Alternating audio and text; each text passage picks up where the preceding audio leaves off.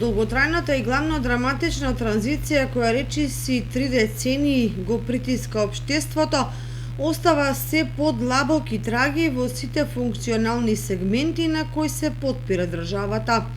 Невработеност, низок стандард, емиграцијски процеси, бавни развојни текови, заглавени реформи, политичка и сеопшта криза. Гледано од економски аспект, мошне тешко се остваруваат краткорочните и долгорочните проекции, бидејќи соодносот на вработени, невработени и вработени во администрацијата е поразителен за така кревка економија како македонската.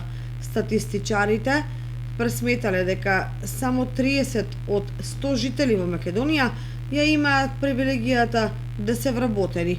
Од тие 30, 20 работат во приватниот, а 10 во државниот сектор, што е соодносот 2:1.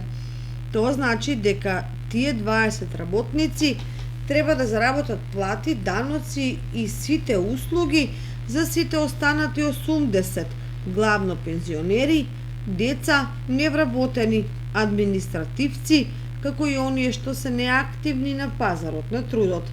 Со овие анализи се позанимавала Светската банка, која врз основа на нив нема особено оптимистички прогнози за задоволителен раст на економијата во државата во наредниот период. Па сега очекувањата на актуелната власт и на граѓаните се дека заокружувањето на процесите со НАТО и ЕУ ќе ги подотворат вратите за поголеми инвестиции и побрз раст на стопанските и економските параметри.